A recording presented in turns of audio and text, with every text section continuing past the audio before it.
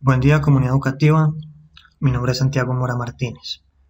En esta videoconferencia dialogaremos sobre dispositivos, guías y accesorios para el manejo de la vía aérea. Antes de hablar de los múltiples dispositivos existentes para el manejo de la vía aérea en situaciones de emergencia, debemos recordar que estos pueden clasificarse según su nivel de invasión, como podemos apreciar en el diagrama de esta diapositiva.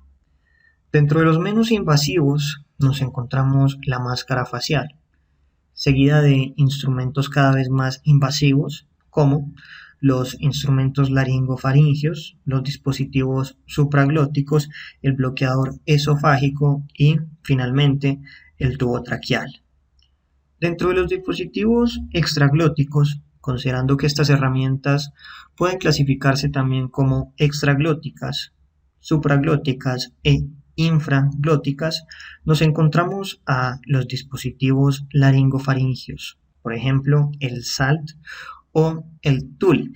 También dentro de los extraglóticos nos encontramos los dispositivos con bloqueo esofágico, como el tubo laringio y el comitubo. Existen también los dispositivos supraglóticos, que, como indica su nombre, son aquellos que se sitúan justo encima de la glotis. En este grupo se encuentran las máscaras laringias y sus respectivas generaciones, las cuales estudiaremos más adelante.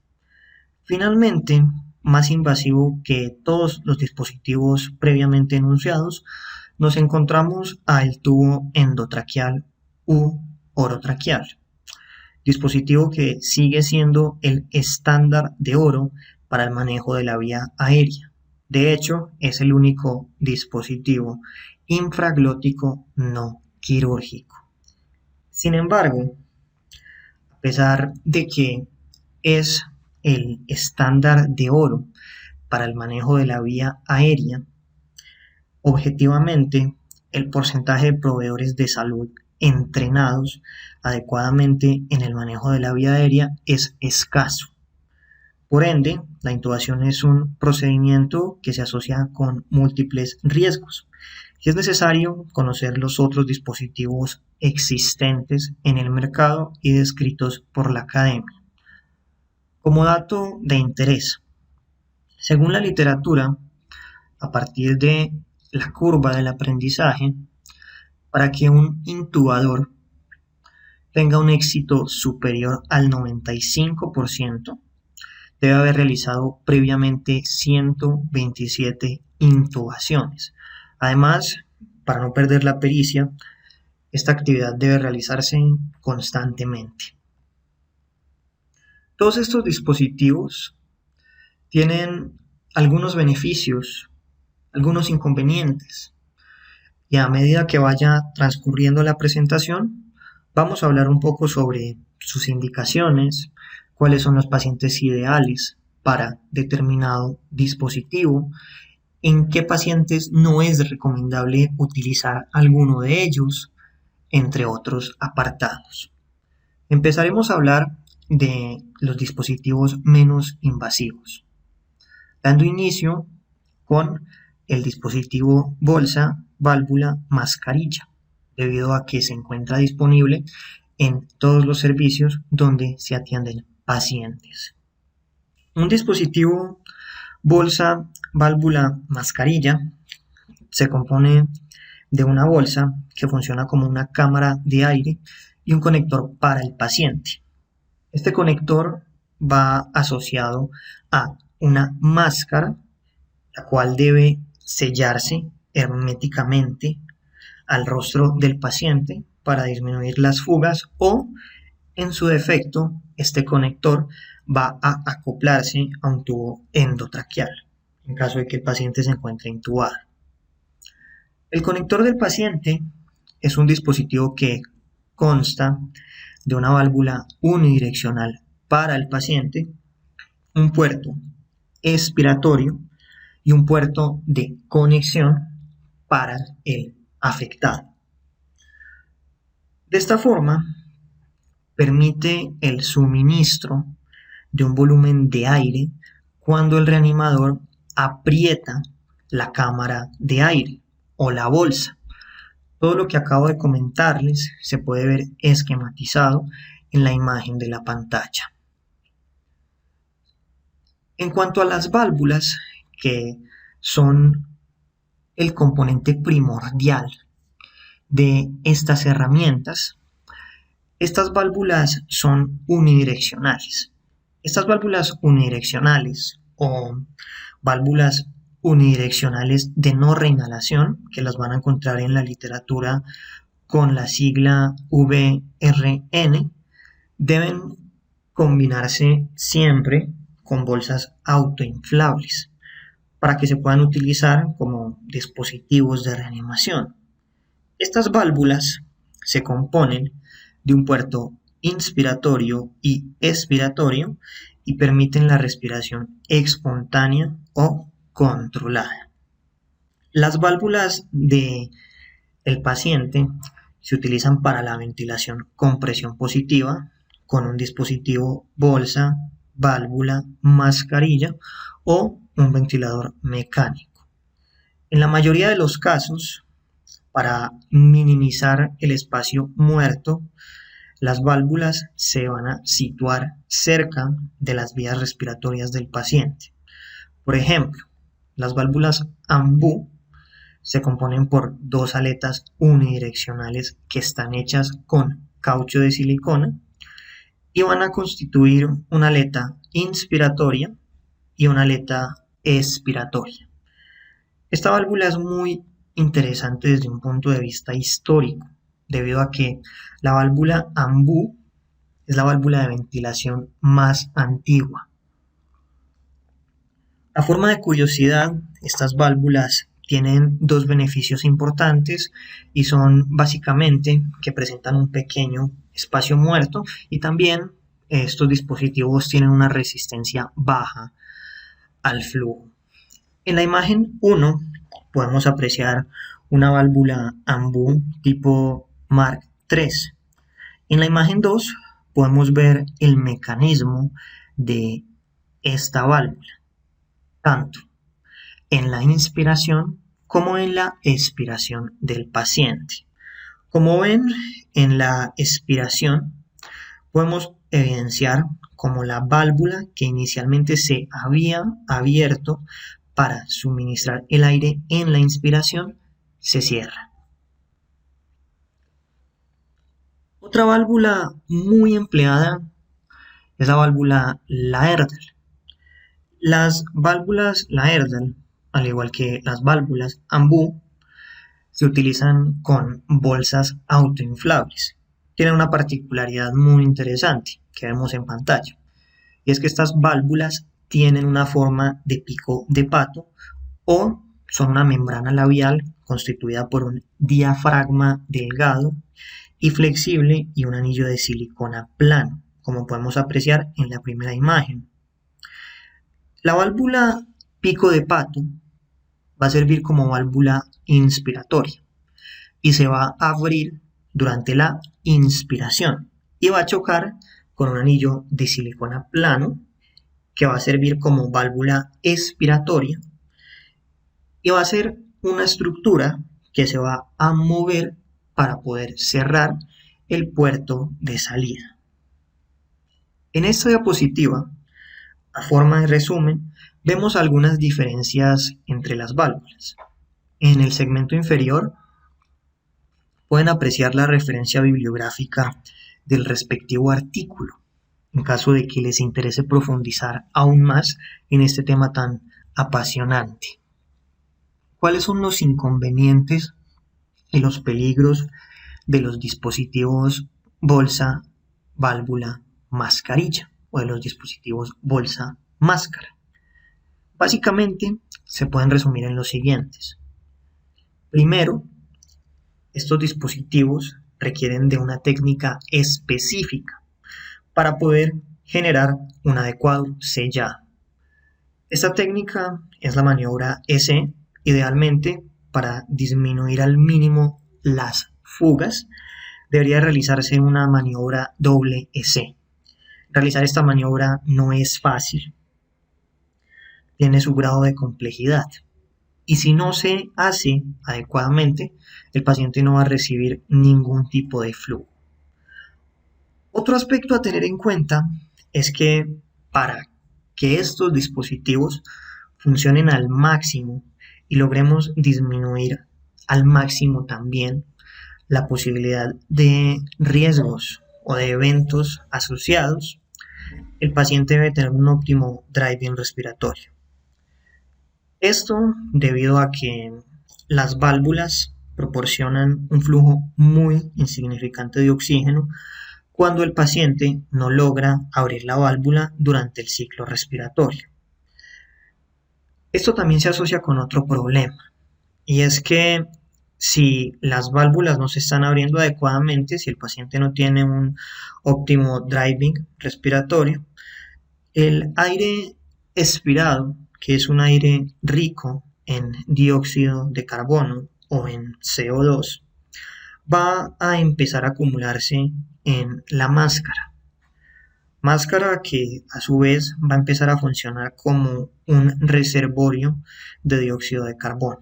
El dióxido de carbono tiene un efecto a nivel neurológico que puede ser considerado deleterio, puede alterar el estado mental y fácilmente un paciente que tenía un Glasgow, por ejemplo, de 12, simplemente por poner aquí un ejemplo, puede en cuestión de poco tiempo reducirse a 8 o a 7, dado el efecto que puede tener el dióxido de carbono. Otro problema vinculado con los dispositivos bolsa máscara es que el aire se va a empezar a ir también a la bóveda gástrica.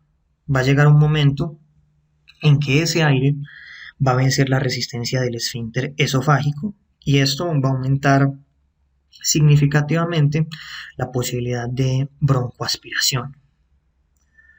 Además, las válvulas de no reinhalación requieren haber sido ensambladas correctamente para que se pueda suministrar una ventilación adecuada. Dentro de la literatura, como punto aparte, también se han descrito múltiples complicaciones asociadas, por ejemplo, a bloqueos de la válvula AMBU, sobre todo durante la inspiración. Otro tipo de complicaciones reportadas dentro del estado del arte son los barotraumas. Y debe recordarse algo muy importante, y es que la persona encargada de hacer el reensamblaje de estos dispositivos, luego de su respectiva esterilización y limpieza, para aquellos en los cuales se puede realizar este tipo de conductas, debe ser una persona capacitada, porque cuando los dispositivos quedan mal ensamblados, el riesgo de complicaciones es sumamente alto. Además de todos estos incidentes técnicos, la ventilación con bolsa, válvula, mascarilla no es fácil, no es un procedimiento fácil de realizar. Muchas personas lo hacen, pero lo hacen de manera inadecuada. Esta es una afirmación que está respaldada por la literatura y por publicaciones de revistas Q1 y Q2. ¿Por qué digo lo siguiente? Es gracias a que los proveedores, cuando estamos utilizando uno de estos dispositivos, no tenemos forma de cuantificar o estimar los volúmenes corrientes insuflados, la tasa de ventilación, los volúmenes de insuflación gástrica, las presiones respiratorias y tampoco las fugas. Muchos estudios, de hecho, han demostrado que los profesionales de salud capacitados teóricamente en el manejo de la vía aérea, cuando están utilizando los dispositivos bolsa, máscara, en los pacientes en el contexto de la parada cardíaca, proporcionan volúmenes inadecuados que pueden ser muy bajos o muy altos, lo cual se puede asociar con barotrauma y polotrauma, además de que pueden hiperventilar.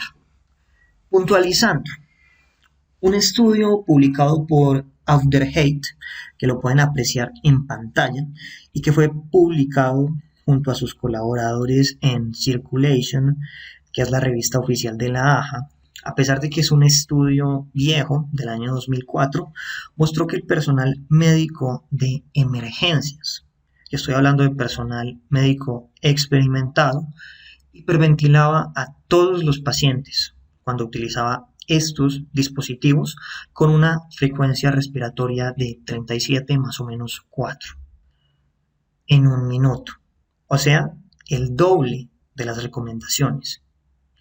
El desenlace del estudio de Tom Auderhead fue que ninguno de los pacientes que hacían parte de la muestra sobrevivió. Otro problema asociado a estos dispositivos es la rápida recarga de la bolsa. Esto, si lo asociamos con una situación de estrés o de emergencia, puede vincularse con un reflejo en el cual los rescatistas tienden a apretar la bolsa tan pronto como la bolsa se infla. Esto último es lo que explica las altas frecuencias respiratorias y la hiperventilación asociada a los dispositivos bolsa-máscara. Todo esto puede generar claramente la muerte del paciente, como evidenció Auderhead. Además, se asocia con un mayor riesgo, claramente, de broncoaspiración. También se debe recordar que estos dispositivos no son ideales en pacientes no colaboradores o en pacientes conscientes. Recuerden que existen algunas mnemotecnias que nos permiten como facultativos predecir dificultad en el momento de utilizar determinado dispositivo para ventilar a un individuo. Para los dispositivos bolsa-máscara o para la ventilación con máscara, tenemos un acrónimo o mnemotecnia que es GEMIR, el cual está validado por la literatura. Pueden apreciar las referencias bibliográficas en el segmento inferior. Una pertenece a un texto, un libro especializado en vía aérea difícil, y el otro a un documento publicado en la Acta Colombiana de Cuidado Intensivo. Esta mnemotecnia es GEMIR y predice dificultad para la ventilación con máscara. Los dispositivos bolsa-máscara no son adecuados en algunos contextos. Por ejemplo, en los pacientes gordos o en los pacientes obstruidos, en los pacientes edéntulos. Esto significa que no tienen dientes. En las personas que tengan alguna particularidad anatómica o estética que genere un mal sello con la mascarilla.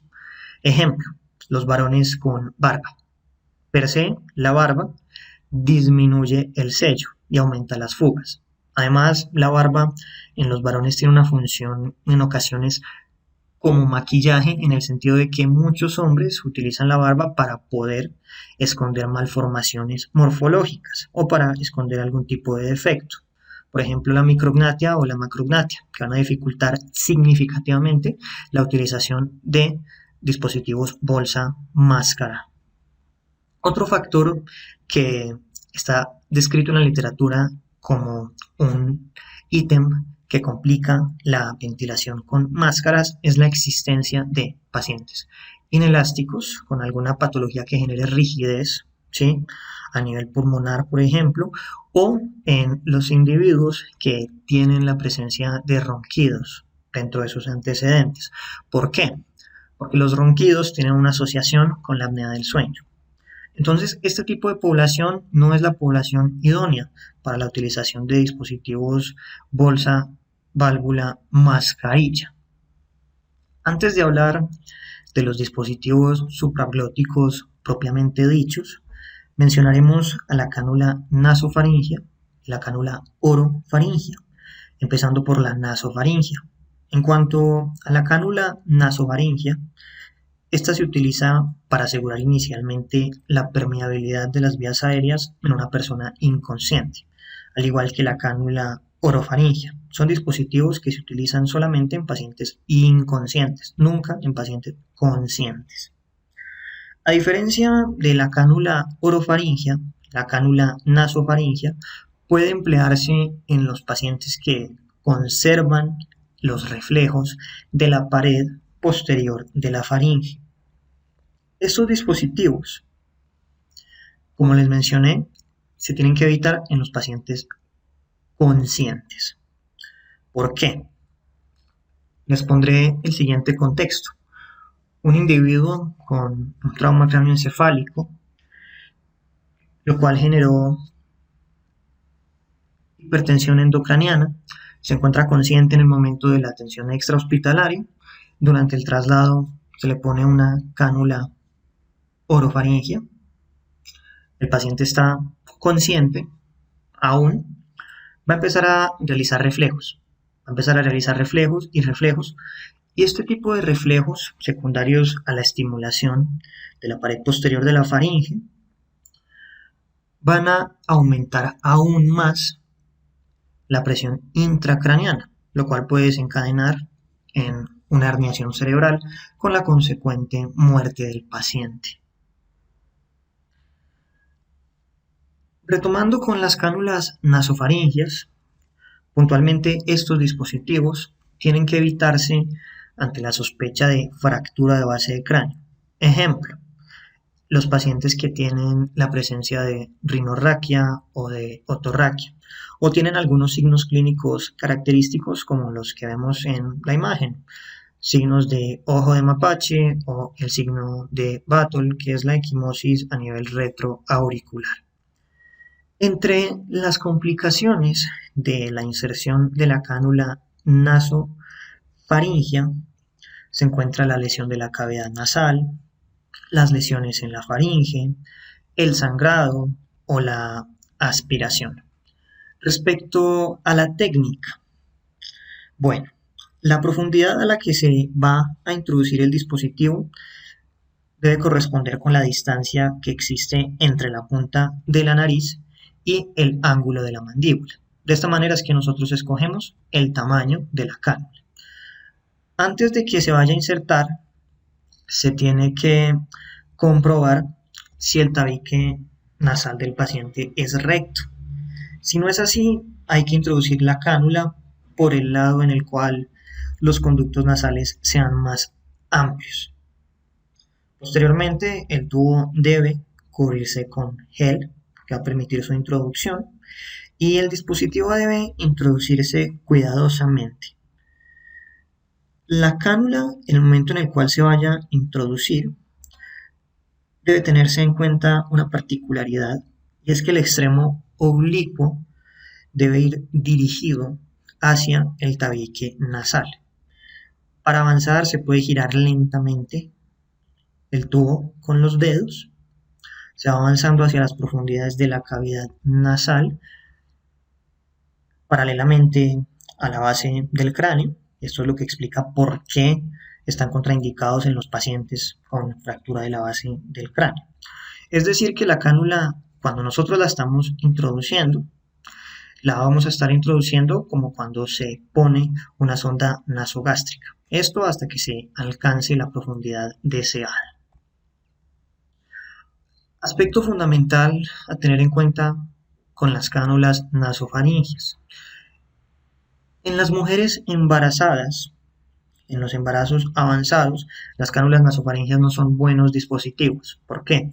Dentro de los cambios fisiológicos del embarazo ocurre algo que se conoce como la rinitis del embarazo. Y esto es secundario a un aumento de la capilaridad en las vías respiratorias de la fémina, por lo cual en embarazos avanzados la utilización de cánulas nasofaringeas no es óptima, por lo que aumenta el riesgo de sangrado. La cánula orofaringea, conocida como cánula de Guedel en su forma más clásica, es otro dispositivo importante. Por su forma, una vez que se coloca, la cánula tiene la función de evitar que la lengua caiga hacia atrás y obstruya la vía aérea del paciente. Además, esta cánula tiene la particularidad que a través de ella se pueden introducir sondas de aspiración y se puede ventilar al paciente. Existen diferentes tamaños, puntualmente 5 para el adulto, van del 1 al 5, con longitudes que pueden variar de los 6 a los 10 centímetros, dependiendo de el fabricante. También existen disponibles 3 números más pequeños, 000, 00 y 0, que son para niños, y de estos se recomienda que en caso de que se vaya a utilizar con lactantes se utilice el 000, que es el más pequeño, aunque el 000 no se puede ver en esta imagen. En cuanto a sus contraindicaciones, soy enfático en que las cánulas orofaringias no deben utilizarse en pacientes conscientes. ¿Por qué? Porque pueden producir reflejos nauseosos. Eso puede llevar a vómito y a broncoaspiración. Imagínense, por lo tanto, considerando también el ejemplo que les había descrito previamente, cómo sería de desastroso que se utilice este dispositivo en un paciente con un trauma medular que aún está consciente o con un trauma cráneoencefálico que aún está consciente. Para seleccionar el tamaño de la cánula es importante que se elija una cánula con una longitud similar entre la comisura bucal y el inicio del pabellón auricular. Esto se mide con la concavidad, y esto es algo muy importante, hacia arriba. Otra forma para medir es desde los incisivos superiores hasta el ángulo mandibular. Es muy importante que siempre se midan. ¿Por qué? Porque un tubo demasiado largo puede producir, primero, lesiones locales o irritación de la glotis, y, más preocupante aún, existe el riesgo de producir edema de esta o desencadenar un laringoespasmo, con todas las consecuencias deleterias que se pueden asociar con esto. Por el contrario, si se selecciona un dispositivo corto, no va a cumplir su función de elevar la base de la lengua, que es la función por la cual Gödel diseñó inicialmente estas cánulas, e incluso puede desplazar la lengua hacia atrás. Por ende, no va a desobstruir la vía aérea, antes existe un riesgo de que la obstruya. En cuanto a su técnica de introducción, para introducirlo en adultos, primero se debe abrir la boca, comprobar que la boca no tenga cuerpos extraños, retirar las prótesis dentales en caso de que el individuo las tenga. Luego se tiene que introducir de la siguiente forma. La cánula con la parte cóncava debe señalar o debe dirigirse, como vemos en la imagen, dirigirse con su punta hacia el paladar superior. Cuando se toca el paladar, se va a deslizar hasta que se introduzca aproximadamente la mitad del mismo, o sea, hasta el paladar blando. Una vez nosotros tocamos con la punta el paladar blando, se gira la cánula 180 grados y se introduce sin forzar.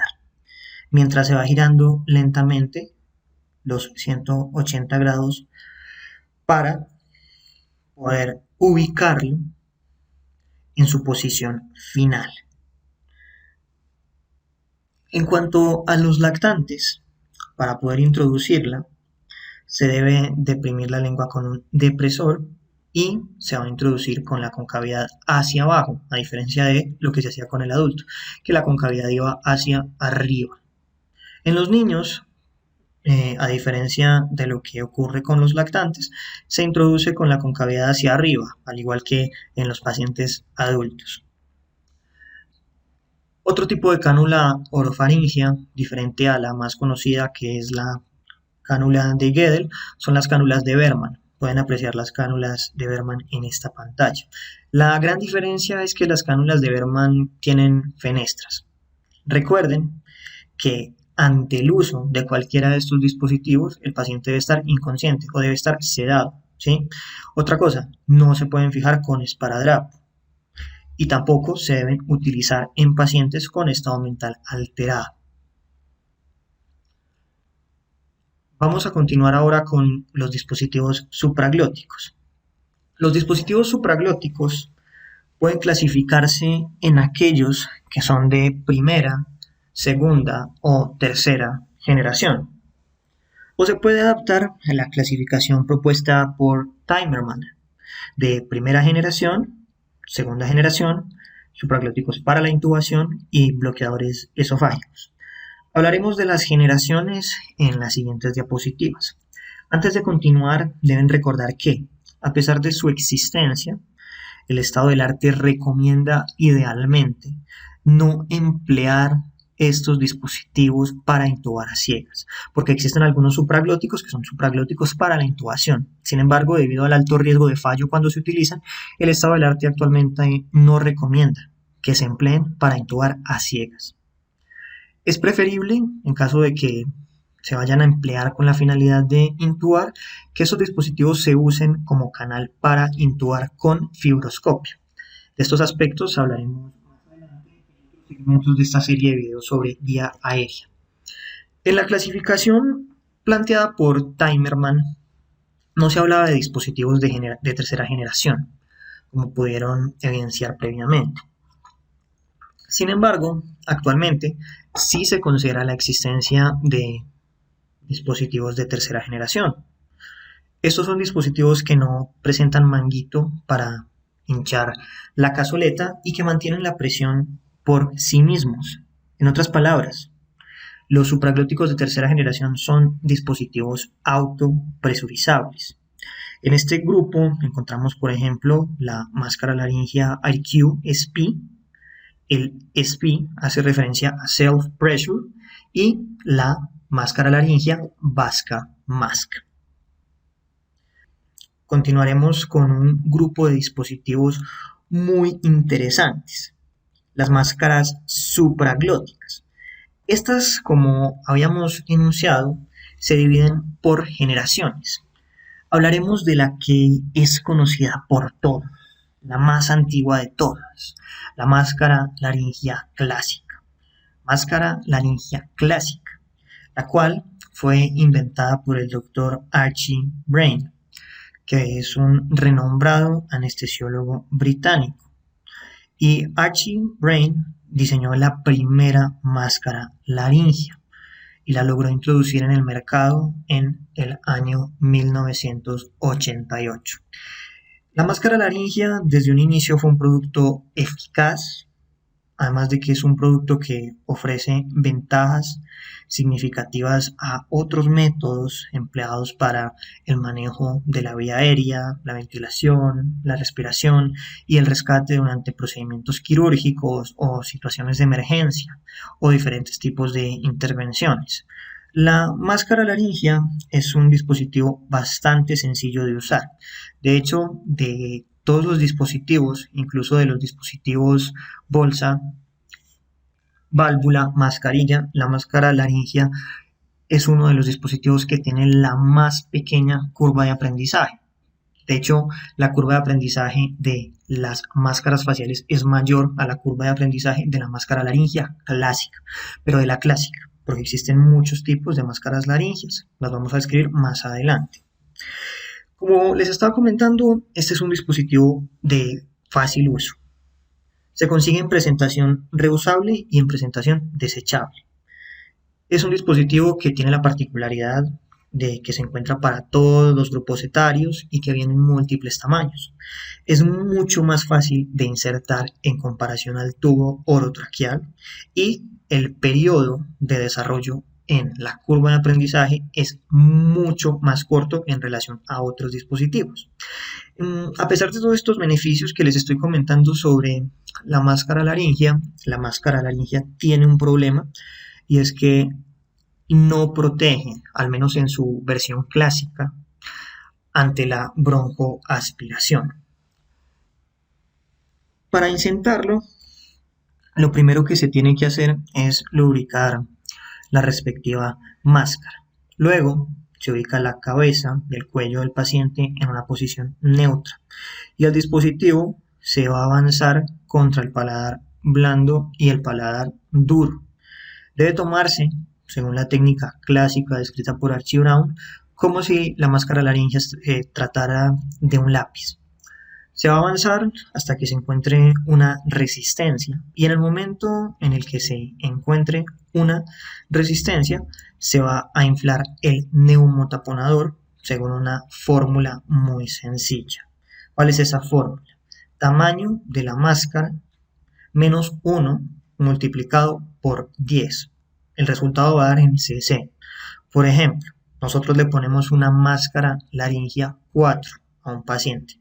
Entonces, el número de la máscara 4 menos 1 por 10. ¿Eso qué significa? Que vamos a inflar la máscara con 30 cc. Luego se conecta a una presión positiva, se verifica y se fija. Más adelante vamos a hablar de los dispositivos recomendados para la fijación, por ejemplo el TOMAS, dado que las medidas empíricas como el uso de esparadrapo se asocian con molestias y complicaciones, además de que son dolorosas para el paciente y son desagradables para él mismo. Vamos a hablar de otro dispositivo supraglótico, otra máscara que hace parte de las máscaras de primera generación, junto a la máscara laringea clásica.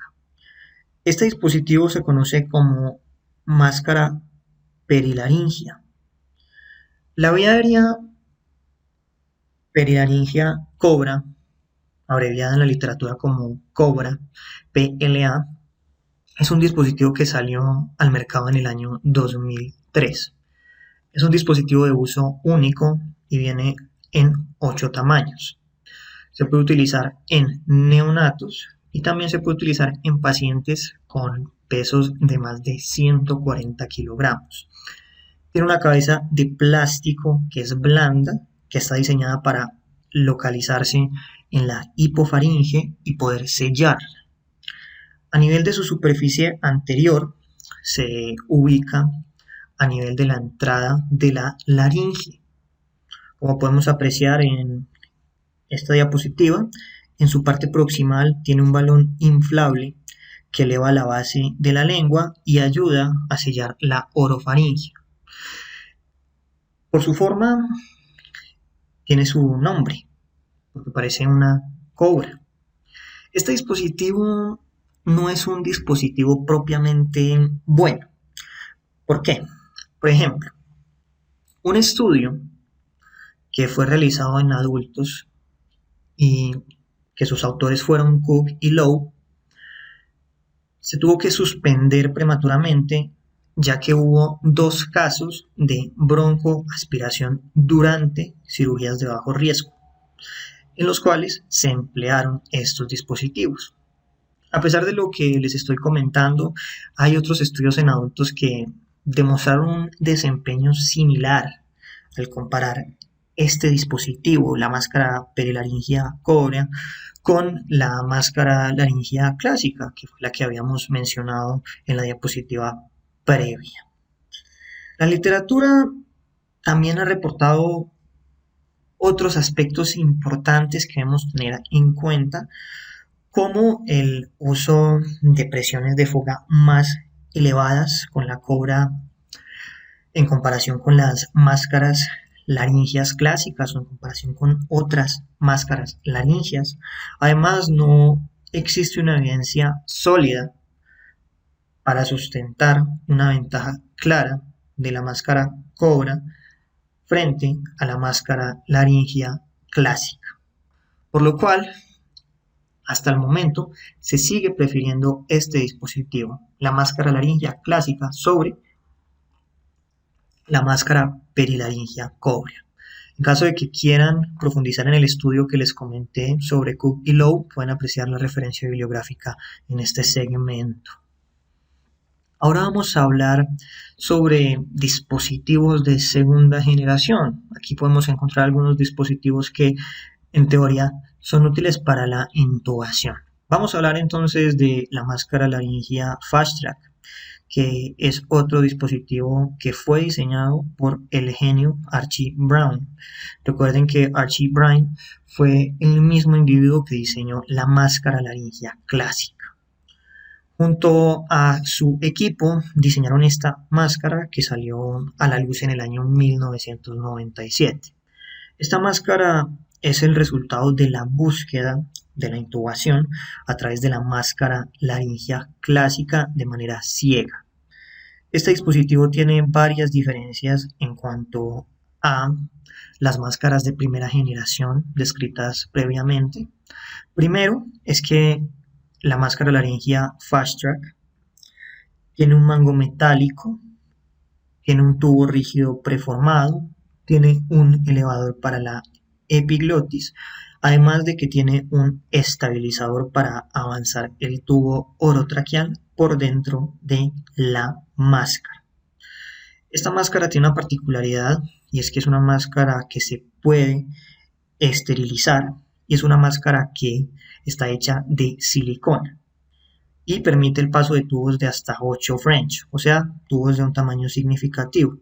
Es un dispositivo fácil de usar, es un dispositivo que hace un buen sello cuando se infla, es un dispositivo que permite ventilar a través de él mismo antes de pasar el tubo.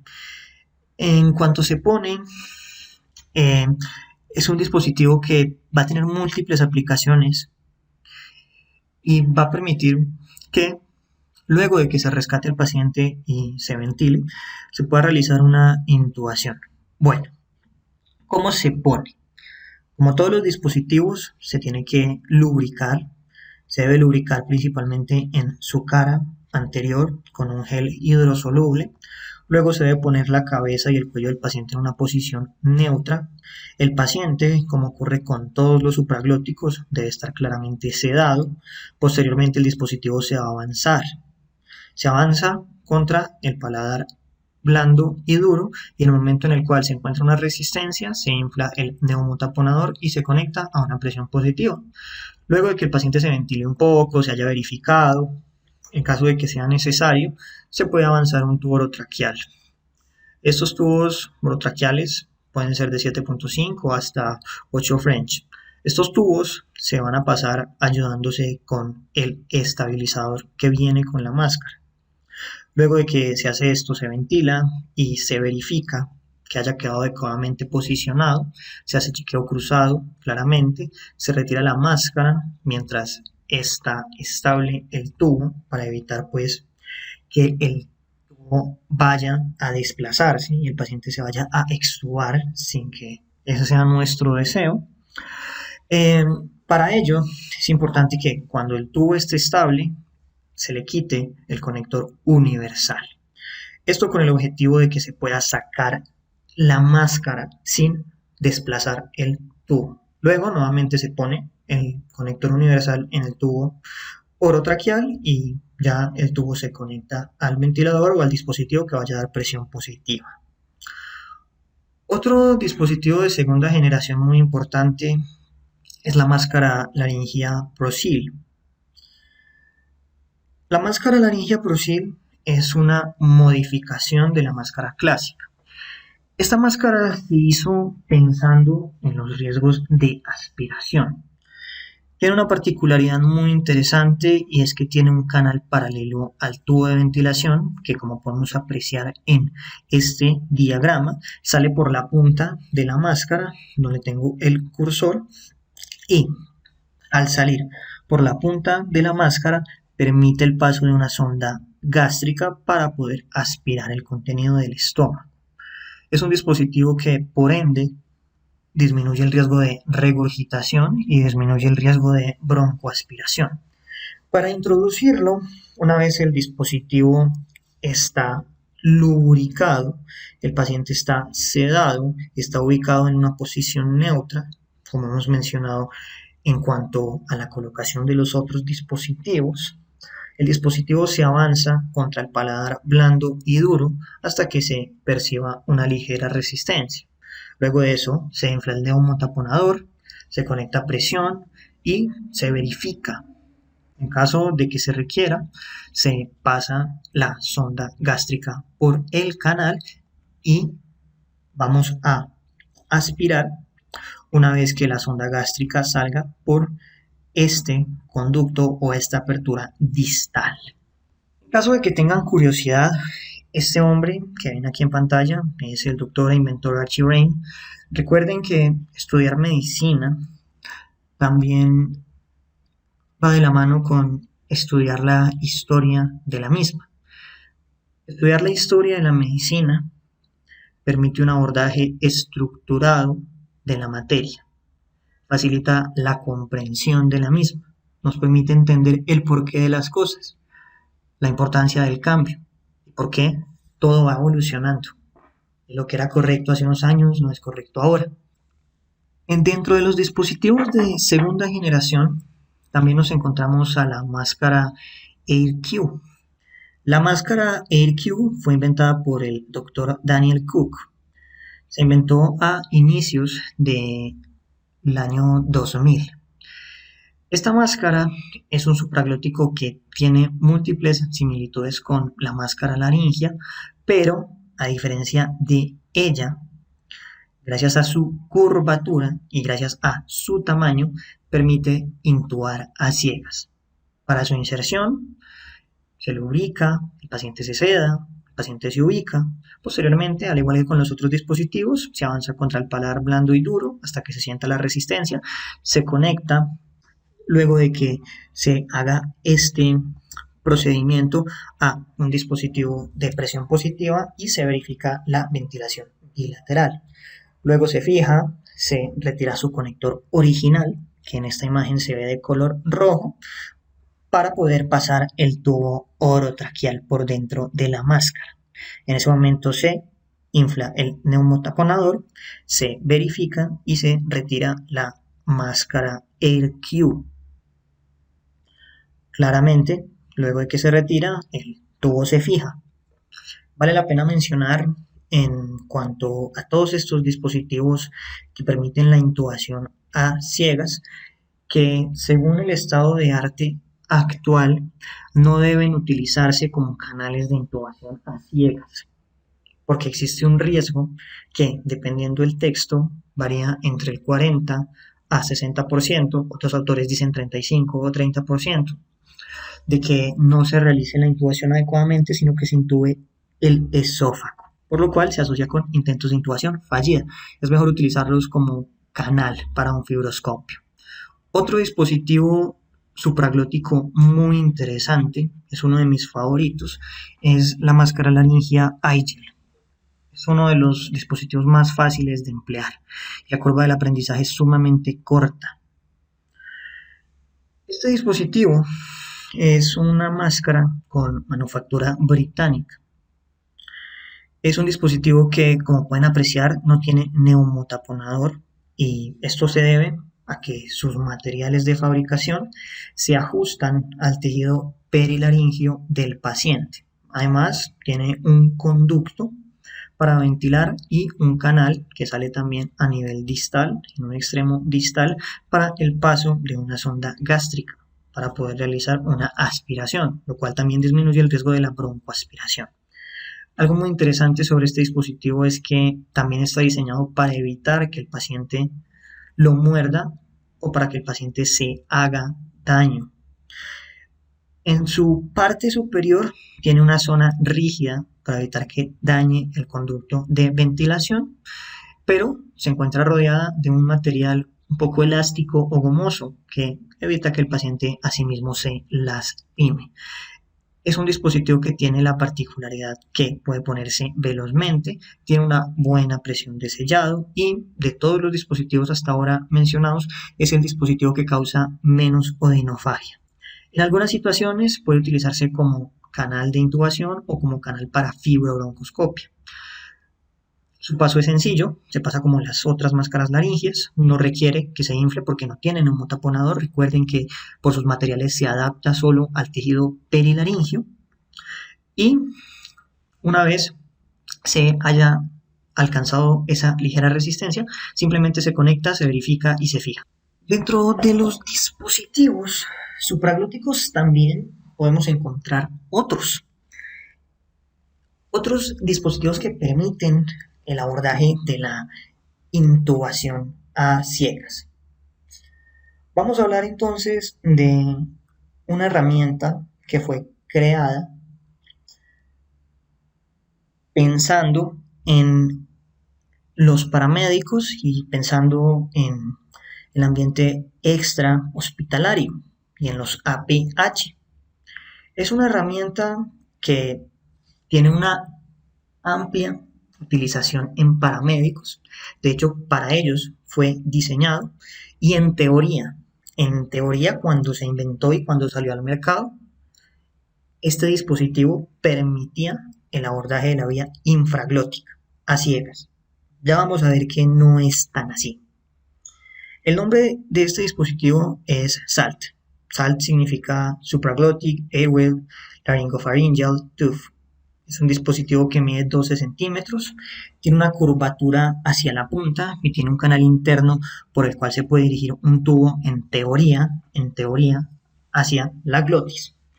Teóricamente es útil para la intubación en condiciones y locaciones difíciles, o sea, extrahospitalarias, ¿sí?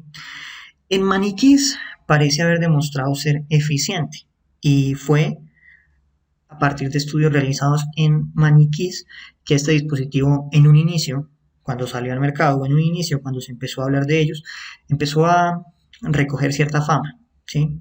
Empezó a ganar un poco de nombre por estudios realizados en maniquís. Sin embargo, en los estudios que se han realizado con pacientes anestesiados en contextos controlados, la utilidad de acierto del SALT no sobrepasa ni siquiera el 50%. En otras palabras, en la actualidad, según lo que recomienda el estado del arte, no es adecuado la utilización de SALT. El SALT se asocia con una gran tasa de intubaciones fallidas, la mitad o más de la mitad, dependiendo del documento que se cite. En cuanto a su inserción, a manera de cultura general, se debe lubricar, se ubica la paciente en posición neutra, al igual que ocurre con los otros dispositivos. Claramente el paciente debe estar inconsciente o debe estar sedado. Luego se avanza el dispositivo contra el paladar blando y duro. Se continúa siempre estando pendiente del indicador y dirigiéndolo a la línea media, o sea, a nivel del mentón, ¿sí? Se puede utilizar un bajalenguas. De hecho, los SALT vienen en un kit y dentro de ese kit se puede encontrar un bajalenguas que permite el avance del dispositivo. Una vez esté dentro, se introduce el tubo orotraqueal que previamente tuvo que haber sido lubricado. Nuevamente se infla el neumotaponador, se conecta a un sistema de presión positiva, se verifica, se asegura, se revisa que se alcance una adecuada saturación periférica de oxígeno, se retira el conector universal del tubo orotraqueal, se extrae el SALT, vuelve y se pone el conector y el tubo se conecta a un dispositivo de presión positiva. Algo que es muy importante sobre estos dispositivos. También se pueden asociar con lesiones en la faringe o en el paladar. Sobre todo porque son dispositivos que teóricamente cuando salieron al mercado fueron diseñados para su uso en contextos extrahospitalarios, en contexto de emergencia y fueron diseñados para la utilización por parte de personal paramédico. Entonces, todos estos puntos incrementan el riesgo de que se generen lesiones. Otro dispositivo que podemos encontrar dentro de esta familia de dispositivos es el comitubo o el bloqueador esofágico. Teóricamente, a diferencia del tubo endotraqueal, que solo funciona cuando es correctamente insertado en la tráquea, el comitubo puede ser insertado tanto en la tráquea como en el esófago, logrando ventilar los pulmones en cualquiera de los dos casos. ¿Cómo así? Ya les voy a explicar. El comitubo es un tubo que está realizado con un material plástico similar al tubo laringio, pero con doble luz y dos balones. Cada una de estas luces tiene una conexión proximal y una apertura distal. Uno de ellos tiene una salida por debajo del balón más distal, o el tubo blanco, y el otro se abre por 8 orificios existentes entre ambos balones, que va a ser el tubo azul. De los dos balones, el proximal, que se llena dependiendo del modelo con 40 a 100 cc, queda alojado en la hipofaringe y al ser hinchado impide el reflujo de aire durante la ventilación. Y el tubo distal, que dependiendo del fabricante se llena con 40 a 85 cc o tiene esa capacidad de almacenamiento, va a quedar normalmente alojado en el esófago y cuando se infla impide el paso de contenido gástrico a la vía aérea, pudiendo introducirse a través de él una sonda gástrica, lo cual permite la realización de aspiraciones y por ende disminuye el riesgo de broncoaspiración. Por el contrario, si por algún motivo no queda localizado de esta manera, sino que se aloja en la tráquea, lo que va a ocurrir es que va a aislarse la misma, pudiendo ventilar al paciente a través del mismo. Las principales indicaciones del comitubo son fallos en la intubación, fallos en la ventilación con bolsa y mascarilla, fallos en el rescate, cuando el acceso es difícil e impide también la intubación en el momento, cuando la habilidad del personal asistencial es insuficiente para realizar una intubación endotraqueal o cuando se precisa de ventilación, pero la laringe tiene que permanecer permeable. El comitubo tiene una particularidad que lo hace un dispositivo en ocasiones peligroso y es que el comitubo es un dispositivo muy rígido y al ser tan rígido se puede asociar con lesiones. Otro dispositivo que hace parte de los dispositivos supraglóticos es el tubo laringio. El tubo laringio es un bloqueador esofágico que se fabricó inicialmente en Alemania. El tubo laringio es la evolución del comitubo. Es un tubo precurvado que está hecho con silicona, que también tiene dos balones. El distal realiza un sello esofágico y el proximal uno faringio. Tiene un solo puerto de inflado y posee dos canales ovalados para la ventilación que están entre los balones y que cuando se posicionan bien dirigen el flujo de aire hacia la vía aérea. Además tiene un canal para pasar una sonda gástrica y tiene un canal que permite la descompresión. Es un dispositivo que teóricamente es fácil de usar. Como con todos, se tiene que lubricar. Luego de que se lubrica el dispositivo y se asegura que el paciente está en posición neutra y está inconsciente o sedado, se avanza contra el paladar blando y duro hasta ubicar las líneas de referencia en los dientes. Las líneas de referencia las pueden apreciar acá, donde tengo el respectivo cursor. Una vez esas líneas de referencia se ubican en los dientes, se inflan los dos balones por el único puerto, se conecta a presión positiva, se verifica, se fija y se pasa una sonda de descompresión gástrica. Algo importante es que en este de monitorizarse la presión del neumotaponador según el tubo. Datos interesantes sobre este dispositivo: el primer tubo laringio que fue introducido en el mercado fue introducido hace más de 10 años. Inicialmente no tenían canal para sonda gástrica, posteriormente fue modificado y ya se le agregó el respectivo canal. Ahora vamos a dialogar de las máscaras laringias de tercera generación. Vamos a empezar con la máscara laringia Vasca Mask. Este es un dispositivo extraglótico para el manejo de la vía aérea. Es un dispositivo estéril de un solo uso y es fabricado en silicona por Logical Health Products. Se trata de un supraglótico de tercera generación que proporciona acceso independiente al tracto respiratorio y digestivo. Al ser totalmente de silicona, se adapta completamente a la anatomía del paciente y tiene una lengüeta para facilitar la inserción del dispositivo. Presenta un manguito no hinchable que se continúa con el canal central de ventilación y está diseñado de manera que el manguito se autohincha a medida que va aumentando la presión con la ventilación mecánica. Este método de autohinchado por ventilación permite altas presiones de sellado. Su parte dorsal está diseñado de manera que dirige las secreciones orofaringias a los canales laterales, las cuales se pueden conectar a un sistema de aspiración. En cuanto a sus ventajas, es un dispositivo que es totalmente atraumático, es un dispositivo que es anatómico. Su inserción teóricamente es fácil, ya que la lengüeta ayuda a sortear el arco palatofaringe y genera una angulación que permite que se inserte en cada paciente sin necesidad de que toque realizarse alguna hiperextensión. Es un dispositivo que también evita la insuflación gástrica gracias al doble canal de drenaje. Tiene dos opciones de drenaje gástrico, dispone de dos canales gástricos y también dispone de un canal accesorio para la succión. Tiene una adaptación fisiológica del inflado del manguito, ya que el diafragma suave se infla durante la fase inspiratoria de la ventilación y se retrae a los niveles atmosféricos durante la aspiración pasiva. De esa forma, este dispositivo evita daños asociados a un sobreinflado del manguito o asociado a altas presiones de sellado. Por último, tiene un bloque anti-mordedura.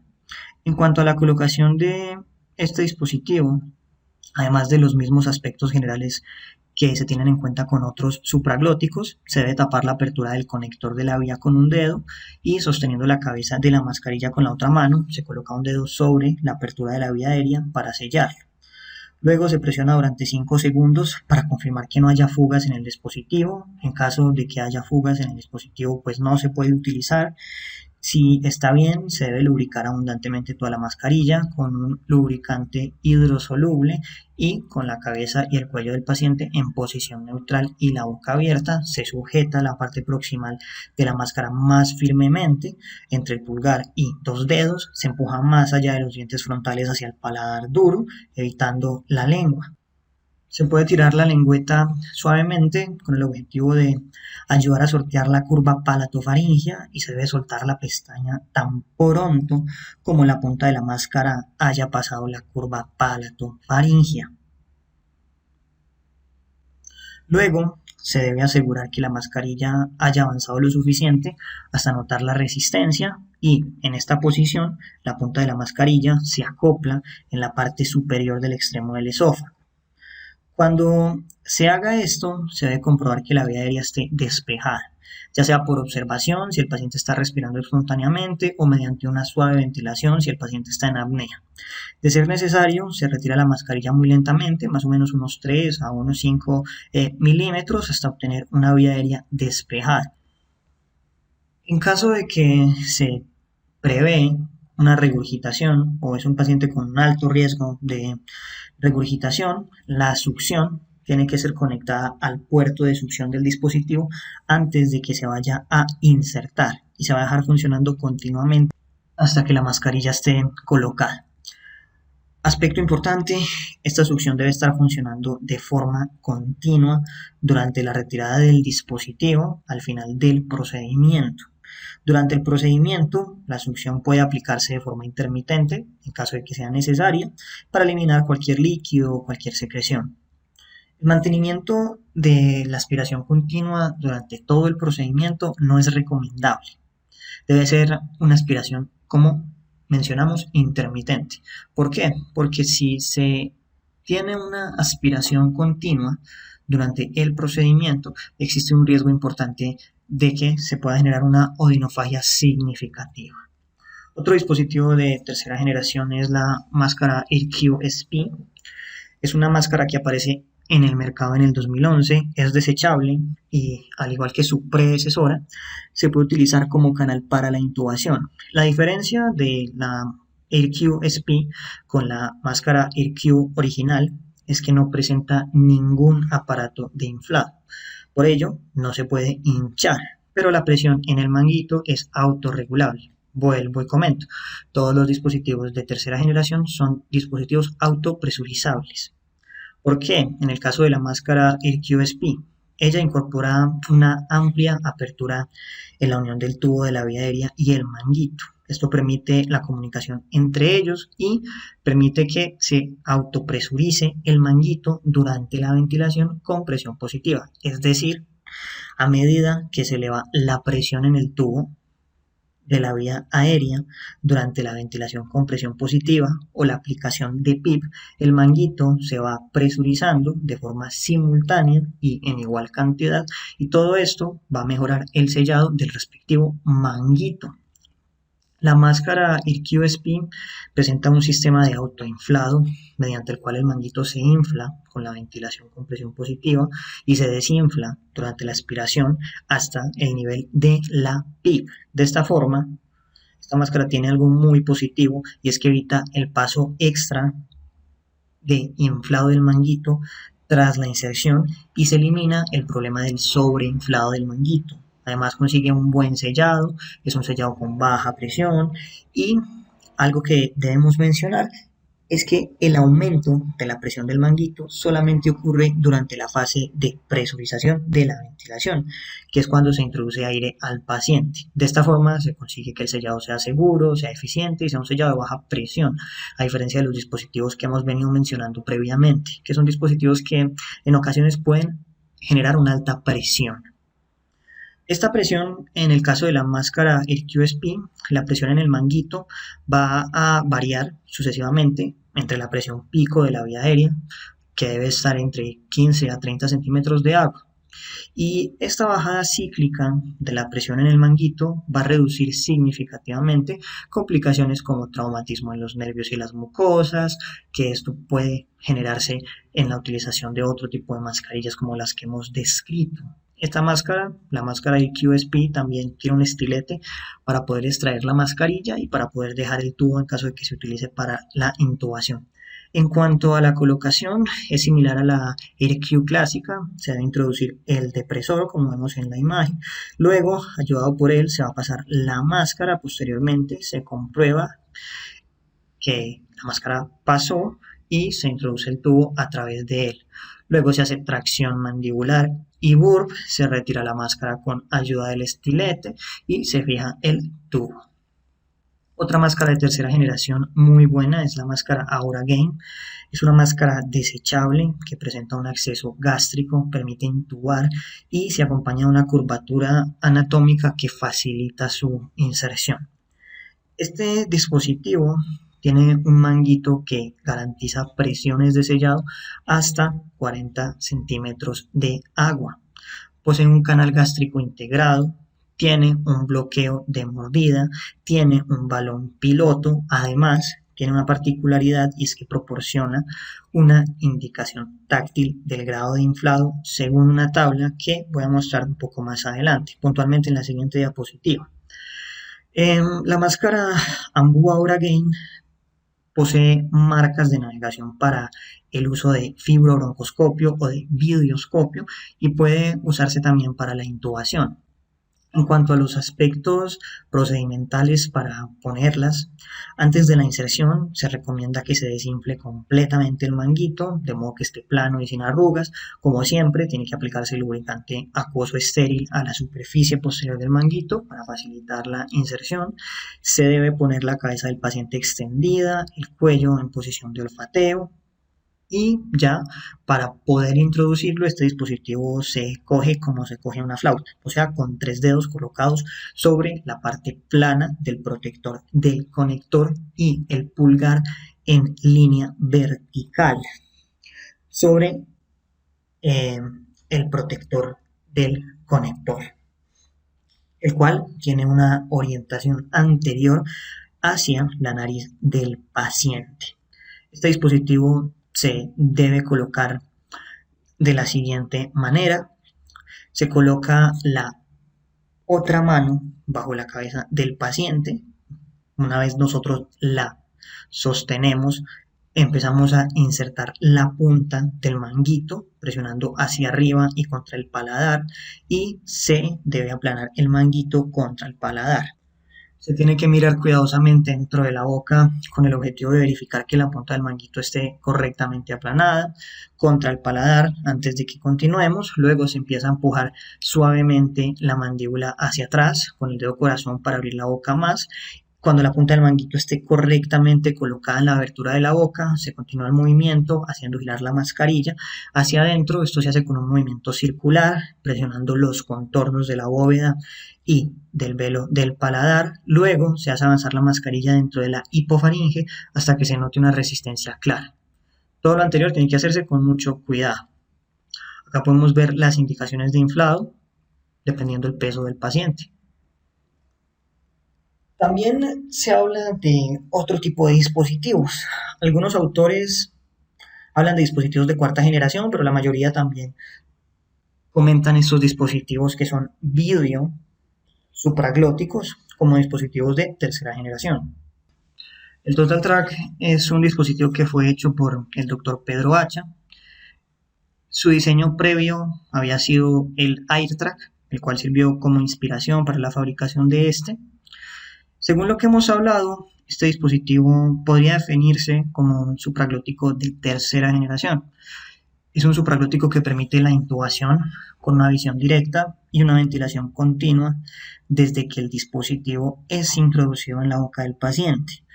Además, permite la intubación mientras se mantiene la ventilación.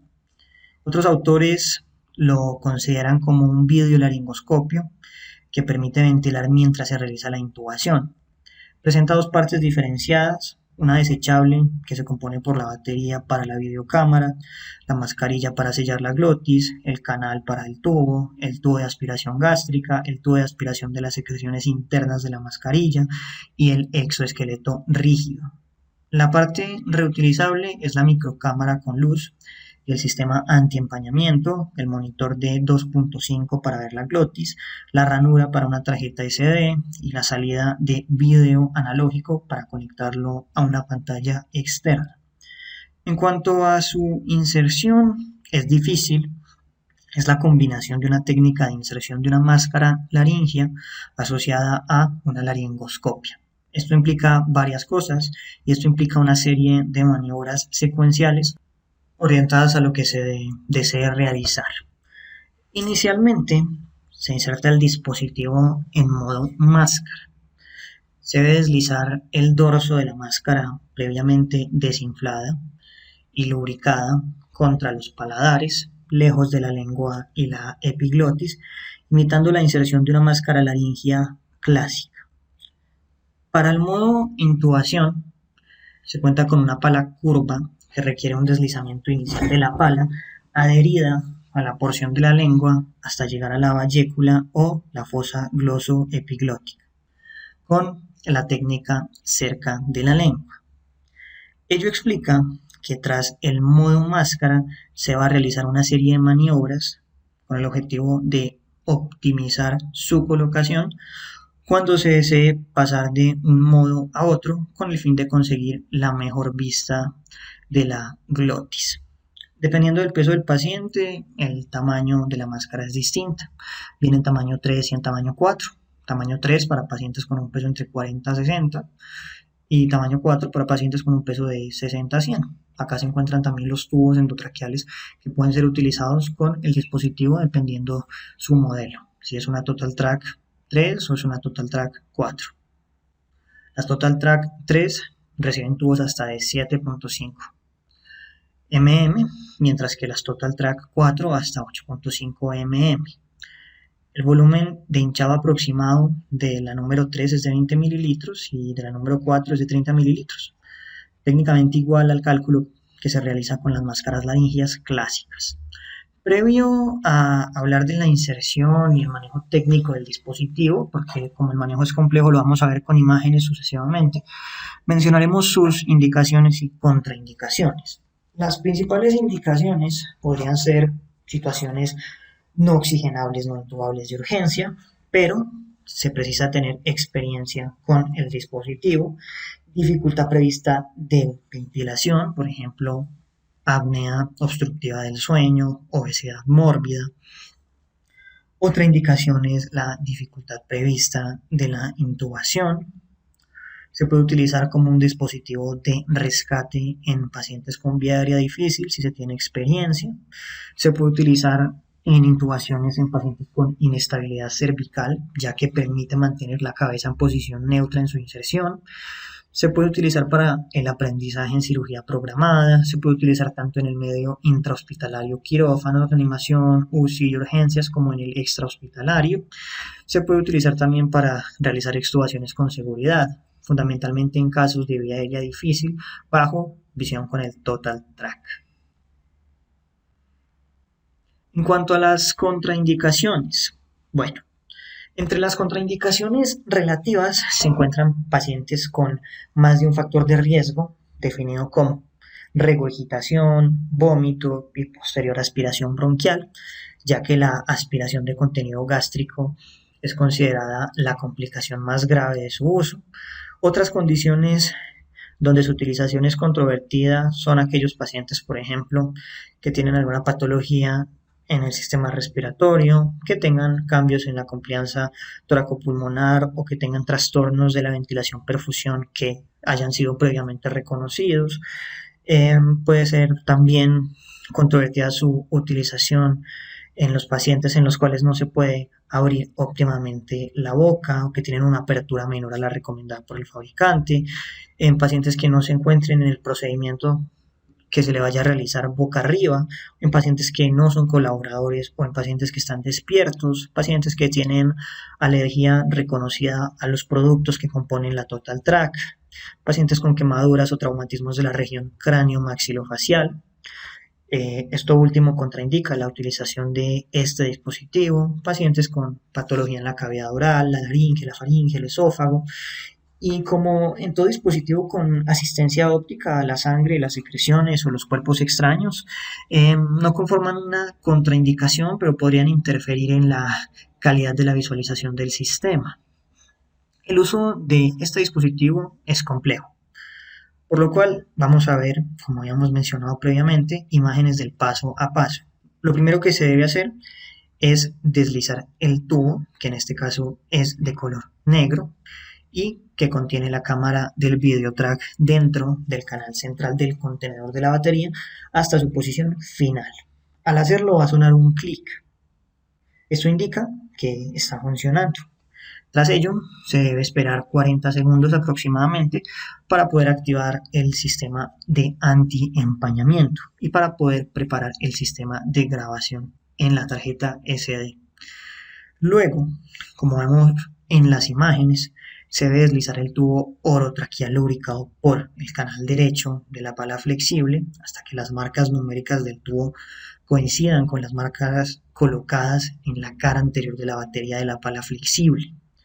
Cuando nos aseguramos de eso, vamos a inflar el manguito del tubo a valores similares con lo que se utiliza una vez dispuesto en la tráquea. Se tiene que comprobar la integridad del manguito, desinflar la máscara y lubricar el extremo distal del dorso de la misma con gel neutro. Algo importante es que es recomendable mantener disponible un conector adicional y un buggy para asistir la intubación en caso de que sea necesario. El paciente debe permanecer con la cabeza neutra o con una ligera extensión de la misma sobre la columna cervical, que se puede complementar con una almohada, como podemos apreciar claramente en las figuras 5 y en la figura 6. Ahora, la mano no dominante debe ejercer ligera presión sobre la cabeza del paciente a nivel del occipucio. Esta debe presentarse neutra o en ligera extensión sobre la columna cervical alta. Tiene que haber flexión de la columna cervical baja sobre el tórax y el ángulo orofaringeo debe ser abierto mayor a 90 grados. La apertura bucal debe ser superior a 18 mm para el número 3 y 20 mm para el número 4. Se debe tomar con la mano dominante la Total Track de la base de la pala rígida por el sector vertical, como se ve en la figura 8. Acá podemos apreciarlo muy bien. Y luego se introduce la máscara por la línea media, enviándola inicialmente en dirección cráneo posterior hacia el paladar duro del paciente, o sea, cerca de los paladares y lejos de la lengua. Se debe completar el desplazamiento del dispositivo siguiendo el circuito del paladar óseo, paladar blando, pared posterior de la faringe hasta sentir una resistencia en el avance. En el momento en que se sienta esa resistencia, idealmente la punta del dispositivo M debe estar en posición retrocricoidea o a nivel del esfínter esofágico superior, como se aprecia en la figura 9 y la figura 10.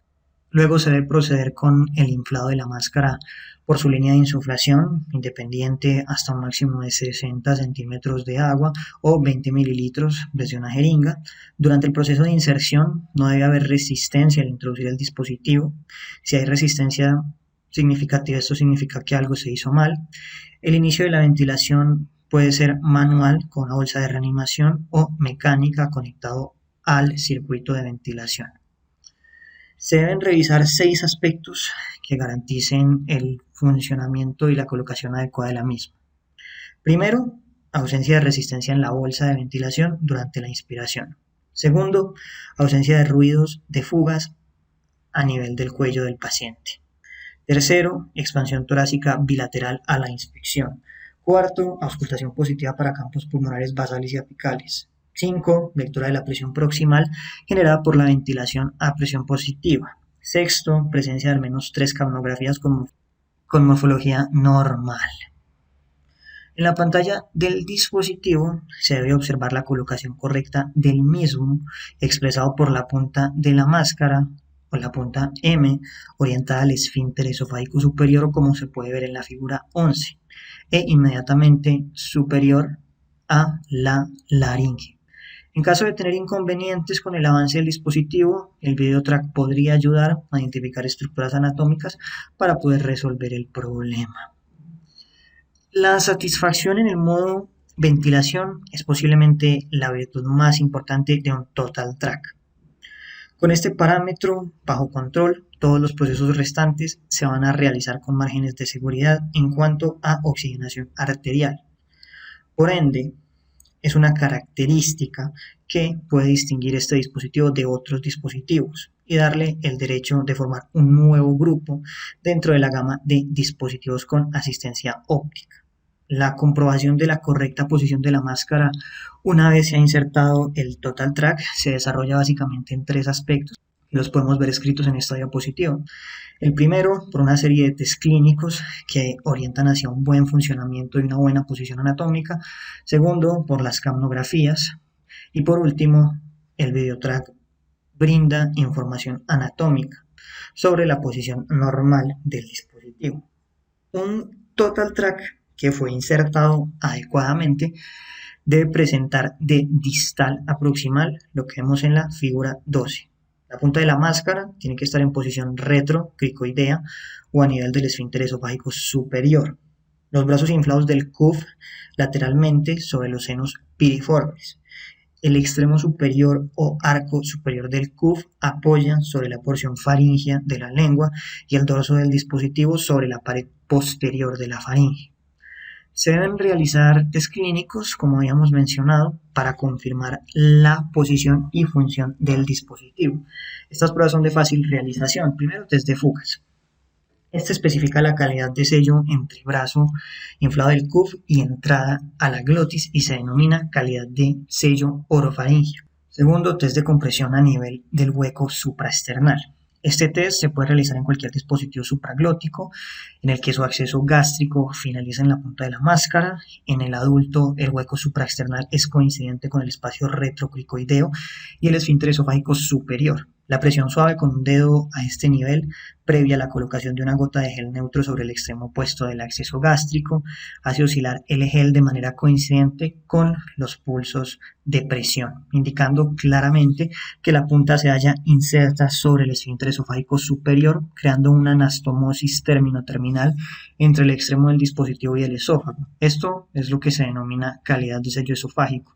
Y tercero, desde la burbuja, que consiste en colocar una gota de gel neutro sobre el extremo externo del acceso gástrico del Total Track y ventilar con presión positiva intermitente, mientras que idealmente el gel debe permanecer estacionario, indicando que no hay fugas distales en la máscara.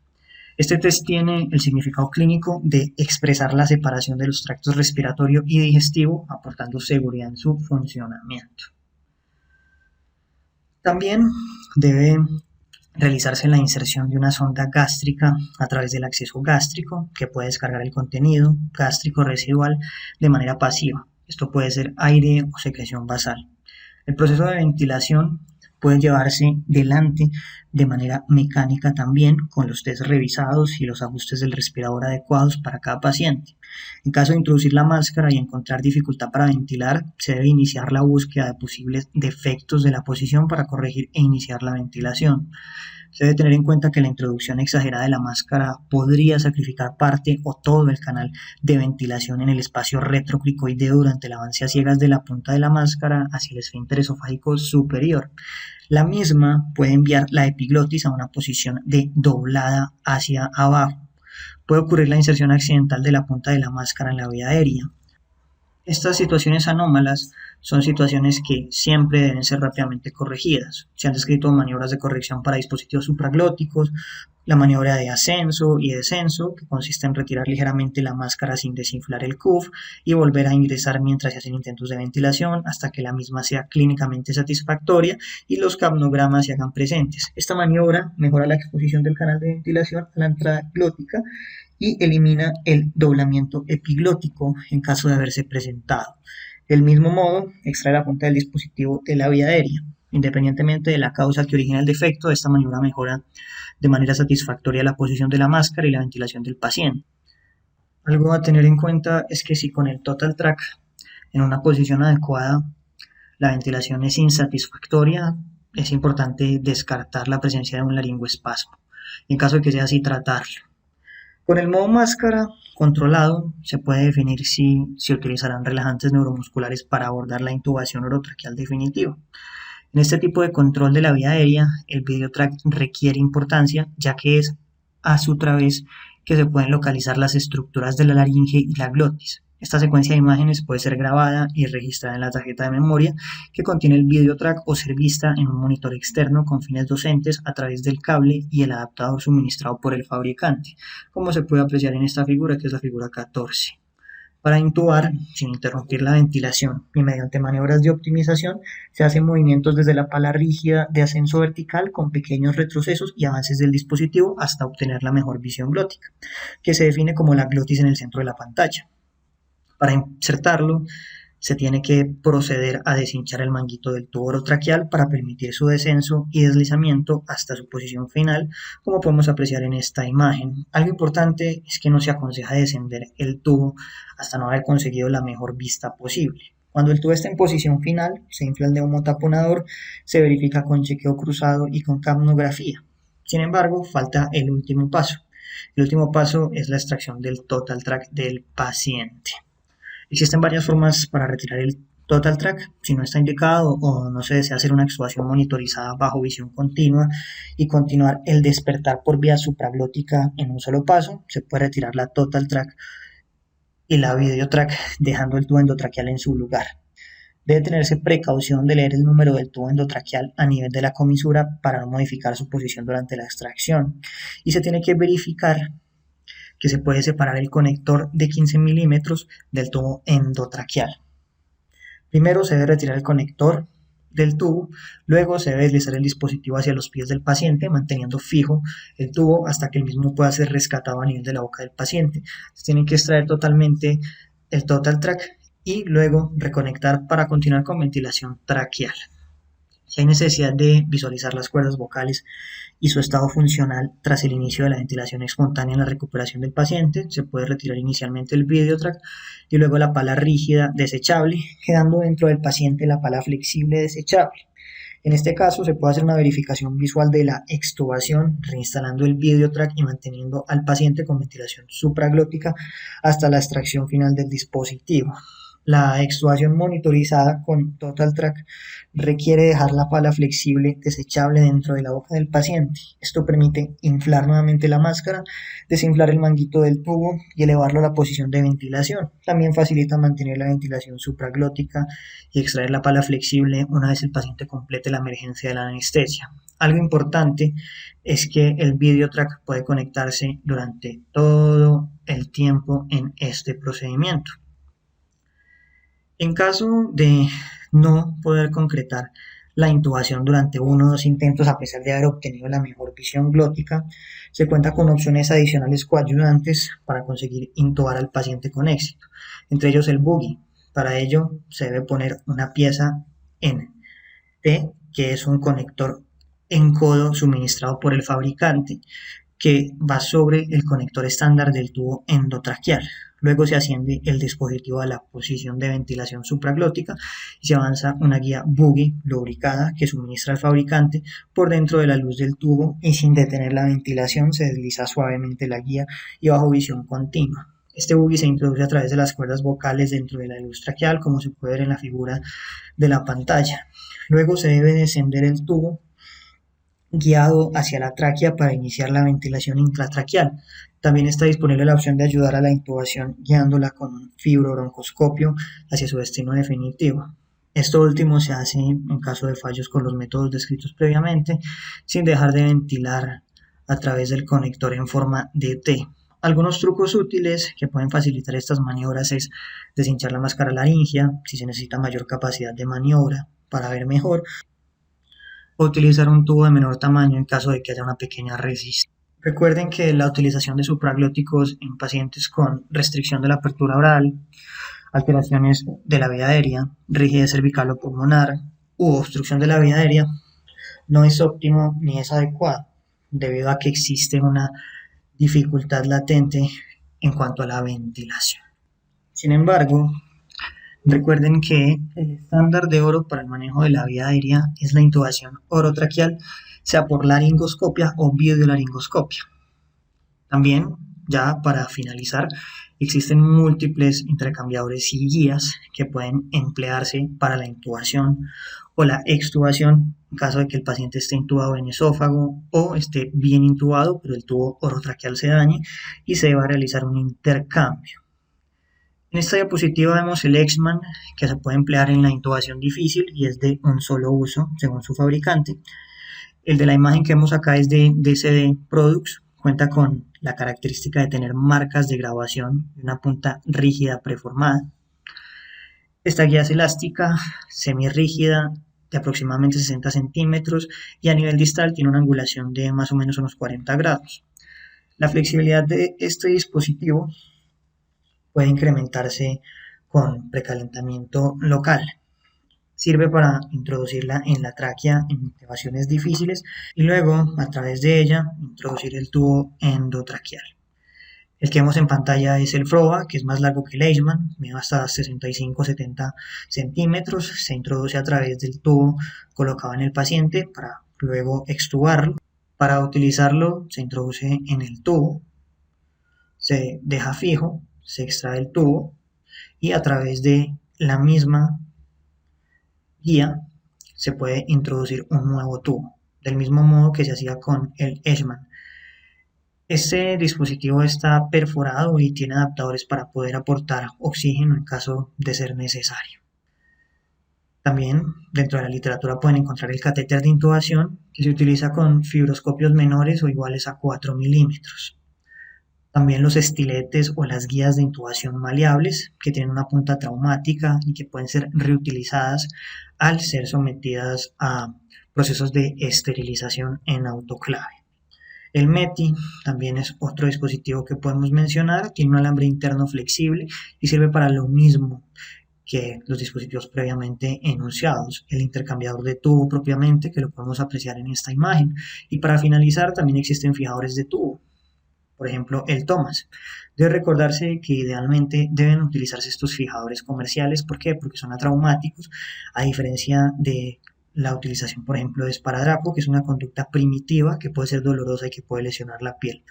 El Thomas es un dispositivo que está diseñado para sujetar tubos orotraqueales, algunos dispositivos supraglóticos también, y ayuda a que el paciente no muerda el tubo, además de que disminuye marcadamente el riesgo de extubación o de daño del mismo.